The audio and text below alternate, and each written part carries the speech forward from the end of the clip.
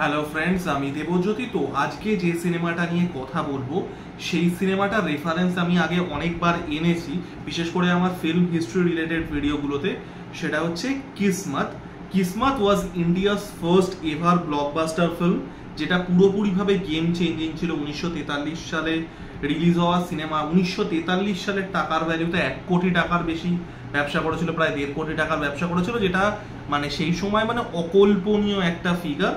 তো কিসমত সিনেমাটাকে নিয়ে আলোচনা করব। এটার ভারতীয় সিনেমায় বা ভারতীয় কালচারে কি ইম্প্যাক্ট ছিল, কেন এটা এত বড় ব্লকবাস্টার হলো, সেটা নিয়ে আলোচনা করব। তো সেটা করার আগে আমাদেরকে সেই সময়কার মুভির যে ব্যাকগ্রাউন্ডটা, ভারতীয় সিনেমা 1943 সালে কোথায় দাঁড়িয়ে আছে সেটা বুঝতে হবে। ভারতীয় সিনেমা 1913 সাল থেকে অফিসিয়ালি স্টার্ট হচ্ছে, সত্যবাদী রাজা হরিশ্চন্দ্র থেকে, যেটা দাদা সাহেব ফালকের ডাইরেকশন দেওয়া। অফিসিয়ালি বললাম কেন, আনঅফিসিয়ালি গেলে হীরালাল সেনের ফ্লাওয়ার্স অফ পার্সিয়া 1897 অবধি যাওয়া যায়। এই কথাগুলো আমি আগে আলোচনা করেছি। তো 1943 সালে এসে ভারতীয় সিনেমার যে অবস্থা ছিল, তখনও দেশ স্বাধীন হয়নি, এবং তখন যে সিনেমার জনরাটা ডমিনেট করতো সেটা হচ্ছে মাইথোলজিক্যাল সিনেমা। কারণ যেহেতু ব্রিটিশ রাজ চলছে, ভারতীয় মানুষদের মধ্যে কি ছিল, তাদের কালচারটাকে আঁকড়ে ধরার, তাদের কালচার, তাদের ধর্মবিশ্বাসটাকে আঁকড়ে ধরার একটা প্রবণতা ছিল। তো মাইথোলজিক্যাল সিনেমা বেশি হতো ভারতবর্ষের প্রথম 30-40 বছরে। তো কিসমত আলোচনা করতে গেলে আমাদের কিন্তু বম্বে টকিজের কথা বলতেই হবে, কারণ বম্বে টকিজের থেকেই বম্বে টকিজের থেকেই বলা যায় কিসমতের জন্ম। তো দেখুন, আর্লি 30s অব্দি ভারতীয় সিনেমার কেন্দ্রবিন্দু ছিল হচ্ছে কলকাতা। মিড 30s-এ কি হচ্ছে, হিমাংশু রায় যখন ইউরোপ থেকে ভারতে আসছেন, তার সাথে দেবিকা রানীর বিয়ে হচ্ছে। তো তারা মালাডে একটা সেই সময়কার লেটেস্ট টেকনোলজি দিয়ে একটা ফিল্ম স্টুডিও তৈরি করছেন, যার নাম হচ্ছে বম্বে টকিজ। আমি খুব ডিটেলসে যাচ্ছি না। তো এই বম্বে টকিজ কিন্তু one of the main reason, যেটা ভারতীয় সিনেমার কেন্দ্রবিন্দু, যেটা ইভেনচুয়ালি বলিউড হয়ে ওঠে, সেটা কলকাতা থেকে মুম্বাইয়ে চলে যায়। এবং এটাও একটা কারণ, যে কারণে ভারতীয় সিনেমার ইতিহাসটা অফেন বম্বে সেন্ট্রিক হয় বা বম্বে টকিজ সেন্ট্রিক হয়। তো যাই হোক, সেটা অন্য টপিক। বম্বে টকিজের ভিডিও নিয়ে আলোচনা করব যখন আলোচনা করব। তো সেই ফিল্ম স্টুডিওতে, সেই ফিল্মের ল্যাবরেটরিতে ফটোগ্রাফি ডেভেলপার হিসেবে জয়েন করছেন হচ্ছে অশোক কুমার। সেই সময় আগেকার দিনে যেভাবে ফটো ডেভেলপ করা হতো, তো সেই ল্যাবরেটরিতে ফটোগ্রাফিক ডেভেলপার টেকনিশিয়ান হিসেবে অশোক কুমার জয়েন করছেন। এবার 1936 সালে একটা অদ্ভুত ঘটনা ঘটে জীবন নাইয়া সিনেমার সময়। সেটা হচ্ছে দেবিকা রানী সিনেমার নায়িকা ছিলেন এবং হিমাংশু রায় সিনেমার ডাইরেক্টর ছিলেন। তো লং স্টোরি শর্ট, দেবিকা রানীর সাথে সিনেমার যে নায়ক ছিলেন তার একটা প্রেম হয়। তিনি হিমাংশু রায়ের সাথে তখন ম্যারিড ছিলেন এবং দুজনে পালিয়ে যান লিটারালি। তো তারপরে তাকে ফিরিয়ে আনা হয়, কিন্তু হিমাংশু রায় নায়ককে তাড়িয়ে দেন। তো সেই সময় অশোক কুমারকে, ল্যাবরেটরিতে টেকনিশিয়ান ছিল, তাকে সেখান থেকে নিয়ে আসা হয় হচ্ছে সিনেমা করার জন্য। এবং অশোক কুমারকে সিলেক্ট করার আরও একটা কারণ ছিল, সেটা হচ্ছে অশোক কুমারের গানের গলা খুব ভালো ছিল। কারণ সেই সময় ভারতীয় সিনেমায় কিন্তু প্লেব্যাক টেকনোলজিটা আসেনি। যারা গায়ক যারা নায়ক বা নায়িকা ছিলেন, তারা নিজের গান নিজেরাই গাইতেন। প্লেব্যাক এসছে পরে, ধীরেন গাঙ্গুলি আনছেন আরেকজন বাঙালির সন্তান, আবারও সেটা অন্য একটা ভিডিও। তো অশোক কুমার 1936 সালে জীবন নাইয়া দিয়ে শুরু করছেন, তারপরে অচ্যুত কন্যা আসছে। This are very successful films. তো 1939-এ যেটা হচ্ছে, হিমাংশু রায় মারা যাচ্ছেন। এবার মারা যাওয়ার পরে কি হচ্ছে, তাদের যে স্টেক হোল্ডার্স ছিল বম্বে টকিজে, তো তারা দুটো ভাগে ভাগ হয়ে যাচ্ছে। একটা হচ্ছে জ্ঞান মুখার্জি, শশধর মুখার্জি, যাদের শালা ছিলেন হচ্ছে অশোক কুমার, আর একটা হচ্ছে দেবিকা রানী। তো তারা ইভেনচুয়ালি পার্টেড ওয়েজ হয়ে যাচ্ছে। তো এই জ্ঞান মুখার্জি, শশধর মুখার্জিরা বানাচ্ছেন হচ্ছে ফিল্মিস্তান স্টুডিও, এবং এই ফিল্মিস্তান স্টুডিওরই ফসল হচ্ছে কিসমত। এবার যখন তারা বম্বে টকিজে সিনেমা বানাতেন, সেটা একটা সার্টেন টেমপ্লেটের সিনেমা হতো। এবার দেখুন, এই কথাগুলো আমি আগেও বলেছি যে ভারতীয় সিনেমা, বিশেষ করে আর্লি ভারতীয় সিনেমা কিন্তু প্রচণ্ড রকমভাবেই মাইথোলজি ইন্সপায়ার্ড ছিল in terms of story telling.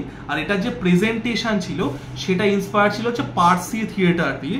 এবার পার্সি থিয়েটারে যেটা হতো, সেটা হচ্ছে খুব ক্লিয়ার স্টোরি বলা হতো, প্রচণ্ডভাবে মরালি কারেক্ট থেকে স্টোরি বলা হতো, যেখানে যারা ভালো ক্যারেক্টার তারা খুবই ভালো, তাদের কোনো চারিত্রিক খুঁত নেই, তারা মরালি একদম সঠিক, যারা খারাপ তারা পুরো খারাপ। তো খুব ক্লিয়ার একটা মরাল কম্পাসে স্টোরি বলা হতো। কিসমত কিন্তু সেটা ভেঙে দিচ্ছে।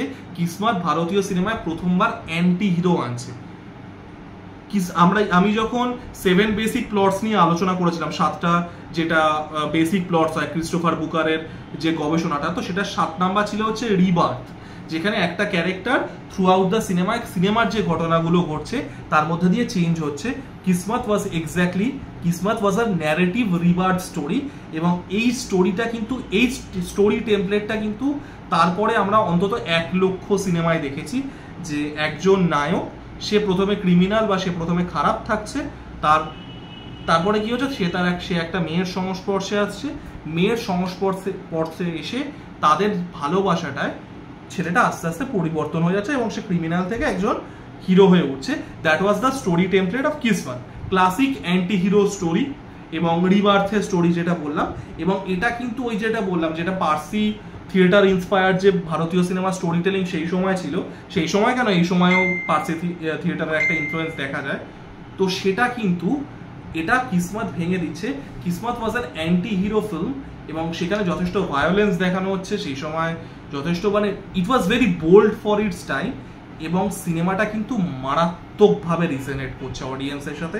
কারণ অডিয়েন্সের মধ্যে কি, 1943 সালে ভাবুন আপনারা, 1943 সালে তার কয়েক মাস আগে ভারত ছাড়ো আন্দোলন চলেছে, ভারতবর্ষ ঠিক স্বাধীন হওয়ার 4 বছর আগে, তখন যেটা বলে, মানে যেটাকে লাইভ ওয়্যার সিচুয়েশন বলে ভারতবর্ষীদের মনে, যে মানে স্বাধীন হওয়া, তো তারা যখন সিনেমাতে এই জিনিসটা দেখতে পাচ্ছে, একজন হিরো সে সোসাইটির বিরুদ্ধে উঠে দাঁড়াচ্ছে, সেটা কিন্তু দর্শক মারাত্মকভাবে কানেক্ট করতে পারছে।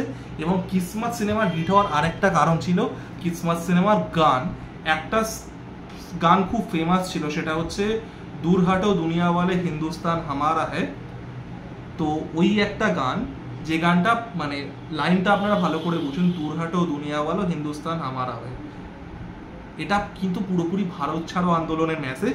তারা সিনেমাতে দেখিয়েছিল বুদ্ধি করে অন্যরকম ভাবে, তা না হলে ব্রিটিশ রাজ এসে সিনেমাটাকে ক্র্যাশ করিয়ে দিত, পুরোপুরি ব্যান লাগিয়ে দিত, ব্যান করার চেষ্টাও করা হয়েছিল এই সিনেমাটাকে বাই দ্য ওয়ে। তো তারা এমন ভাবে দেখেছিল, জার্মানদের হিসেবে দেখানো হয়েছিল যেহেতু দ্বিতীয় বিশ্বযুদ্ধ চলছে, but it was a message, Bharat ছাড়ো আন্দোলন, ইন্ডিয়ার যে স্বাধীনতা সংগ্রাম সেটাকেই সাপোর্ট করেছিল। এবং সিনেমাটা কিন্তু মারাত্মক হিট হয়, এই যে স্বাধীনতা সংগ্রামের মেসেজ গানের মধ্যে, এবং এই যে একটা অ্যান্টি হিরো উঠে আসছে সোশ্যাল স্টিগমার এগেনস্টে, সে উঠে দাঁড়াচ্ছে, ভারতবাসীরা যারা পরাধীন স্বাধীন হতে চাইছে তারা কিন্তু মারাত্মকভাবে কানেক্ট করছে। এবং কিসমত সেই সময়কার টাকার ভ্যালুতে 1.5 কোটি টাকা ব্যবসা করেছিল, যেটা একটা মানে out of the world figure. মানে সেই সময় টিকিটের দাম হতো 1 পয়সা 2 পয়সা, মানে আপনারা গুণ করে নিতে পারেন কত হাজার কোটি টাকা এখনকার টাকার ভ্যালুতে হতে পারে, একটা আনগডলি অ্যামাউন্ট অফ মানি। কলকাতায় একটা সিনেমা হল ছিল রক্সি সিনেমা হল, যেটা আনফর্চুনেটলি 1946 সালে যখন কলকাতায় দাঙ্গা হয় সেই সময় সিনেমা হলটা ভেঙে যায়। তো সেইখানে কিসমত চলেছিল 187 সপ্তাহ, 187 সপ্তাহ ভাবুন, মানে 52 সপ্তাহে একটা বছর হয়, 3.5 বছর চলেছিল একটা সিনেমা হলে, এবং হাউসফুলের পর হাউসফুল। তো অকল্পনীয় একটা বিজনেস করেছিল, এবং it made Ashok Kumar the first superstar of Indian cinema. আমরা রাজেশ খান্নাকে প্রথম সুপারস্টার ট্যাগটা ইউজ করি, মানে এই টার্মটা, বাট আমরা যদি স্টারডামের দিক দিয়ে দেখি বা বক্স অফিসের দিক দিয়ে দেখি, অশোক কুমার কিন্তু ভারতবর্ষের প্রথম সুপারস্টার ছিলেন ইন প্র্যাকটিক্যালিটি। সেই সময় টার্মটা ছিল না সুপারস্টার, কিন্তু in practicality he was India's first superstar. এবং অকল্পনীয় এবং পুরোপুরিভাবে ভারতীয় সিনেমার যে ন্যারেটিভটা, যেটা বললাম একটা মাইথোলজি ঘেঁষা, পার্সি থিয়েটারে ভালো খারাপ ওই মরাল ডিলেমা পুরোপুরি ভেঙে দিচ্ছে। It is giving birth to the মাসালা ফিল্ম, যেখানে হিরো হিরোইন অ্যাকশন মেলোড্রামা, মানে হিরো ফার্স্টে খারাপ ছিল ভালো হয়ে যাচ্ছে। আমাদের টিপিক্যাল যে বলিউড সিনেমা বা ভারতীয় সিনেমা যে তাড়কা, যে মাসালা, যে ব্যাপারটা, সেটা কিন্তু কিসমত থেকে আসছে। এবং এই যে একটা হেভি কমার্শিয়ালাইজেশন, দেখুন কিসমত কিন্তু পুরোপুরিভাবেই একটা কমার্শিয়াল ফিল্ম ছিল, মানে আমরা যেটাকে কমার্শিয়াল ফিল্ম বলি। জ্ঞান মুখার্জি, যিনি ফিল্মিস্তান স্টুডিও যেটা বললাম যে বম্বে টকিসের সাথে আলাদা হওয়ার পরে, তিনি কিন্তু ওইভাবেই বানিয়েছিলেন যে সেই সময়কার দর্শক কিভাবে কানেক্ট করতে পারে, এবং তার কিন্তু ক্যালকুলেশনটা একদম সঠিক ছিল। জ্ঞান Mukherjee was famous for that. জ্ঞান মুখার্জির একটা থিওরি ছিল যে তিনি ডেমোগ্রাফিক দেখে তিনি ফর্মুলা বানাতে পারবেন, এবং সেই ফর্মুলাতে তিনি সেই যদি সিনেমাটা ফেলেন, মানে একটা অডিয়েন্সের সাথে কানেক্ট করতে পারবে একটা টেমপ্লেট, একটা ফর্মুলা, তাহলে সিনেমা হিট হবেই। কিসমত ওয়াজ দ্য বিগেস্ট এক্সাম্পল। সেই ফর্মুলাটা ছিল লস্ট অ্যান্ড ফাউন্ড। তাছাড়া বয় মিটস গার্ল ফর্মুলা ছিল, আরো অন্যান্য অনেক ছিল। তিনি পুরোপুরি একটা ডেমোগ্রাফিক দেখে এই টেমপ্লেটটা বানিয়ে ফেলতে পারতেন যে কোন সিনেমাটা ওয়ার্ক করবে, হুইচ ইজ এক্সট্রা অর্ডিনারি। তো Kismet was the first mass commercialisation of Indian cinema as well. কারণ তার আগে অবধি ভারতীয় সিনেমার মধ্যে একটা এলিটিস্ট ব্যাপার ছিল, এবং যেটা বললাম যে একটা প্রচন্ডভাবেই একটা কালচার হেভি মাইথোলজি এবং পার্সি থিয়েটার, তো এগুলো উঠে আসতো। Kismet was the film that film became mass. আমরা যে মাস ফিল্ম কথাটা বলি, যে সিনেমাটা একটা সর্বসাধারণের একটা জায়গা, তারা যখন কানেক্ট করছে, এই Kismet was the movie that made film mass, ভারতীয় সিনেমা মাস সিনেমা। তো হিউজ ইম্প্যাক্ট ছিল, যেটা বললাম ভারত ছাড়ো আন্দোলনকে মানে ডাইরেক্টলি করা সম্ভব ছিল না ব্রিটিশ রাজের জন্য, ইনডাইরেক্টলি করেছিল। এবং আরও একটা মজার ঘটনা, ওই দুরহাটা দুনিয়াওয়ালে হিন্দুস্তান হামারা হ্যায়, এটা লিখেছিলেন কবি প্রদীপ, দ্য গ্রেট কবি প্রদীপ। তো কবি প্রদীপ তারপরে হাইডিংয়ে চলে গেছিলেন, কারণ তিনি ভেবেছিলেন যে ব্রিটিশরা তাকে খুঁজতে, মানে ব্রিটিশ পুলিশ তাকে খুঁজছিল, তো he went hiding after writing this song. তো অকল্পনীয় ফিল্ম ছিল, এবং ভারতবর্ষের প্রথম ব্লকবাস্টার, এবং in terms of ticket sale, Sholay আসা আগে অবধি ভারতবর্ষের in terms of ticket sale, in terms of footfalls, ভারতবর্ষের হাইয়েস্ট গ্রোসিং ফিল্ম ছিল। তো জাস্ট অ্যান এক্সট্রাঅর্ডিনারি অ্যাচিভমেন্ট। এমন একটা সিনেমা যেটা সেই সময়কার ব্রিটিশ রাজ, 1943, আবারও আমি বলবো ব্রিটিশ রাজ চলছে, অবিভক্ত ভারত ছাড়ো আন্দোলন চলছে, স্বাধীনতা সংগ্রাম পুরোপুরি লাইভ ওয়্যার সিচুয়েশনে, সেই সময় একটা সিনেমা এসে পুরোপুরি ভারতবাসীকে একদম মাসিয়েস্ট অফ দ্য মাস লেভেলে পেনিট্রেট করে কিন্তু চলে যাচ্ছে। এটা কিন্তু মানে it's a story worth telling. Kismet কিভাবে বক্স অফিসে সাকসেসফুল হয়েছিল, তো ইনক্রেডিবল অ্যাচিভমেন্ট। আমি সিনেমাটার লিঙ্ক দিয়ে দেবো। সিনেমাটা YouTube, actually Wikipedia does a good job of preserving movies, তো সেখানে উইকিপিডিয়ার একটা ভালো কপি ওরা প্রিজার্ভ করেছে, পুরো সিনেমাটাই আছে, আমি ওই লিঙ্কটাই দিয়ে দেবো।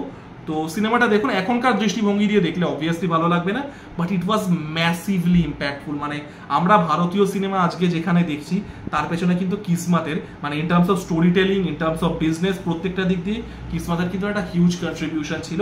তো আমার ভিডিওটা কেমন লাগলো জানাবেন, লাইক, কমেন্ট এবং সাবস্ক্রাইব করে আমার পাশে থাকুন। ধন্যবাদ।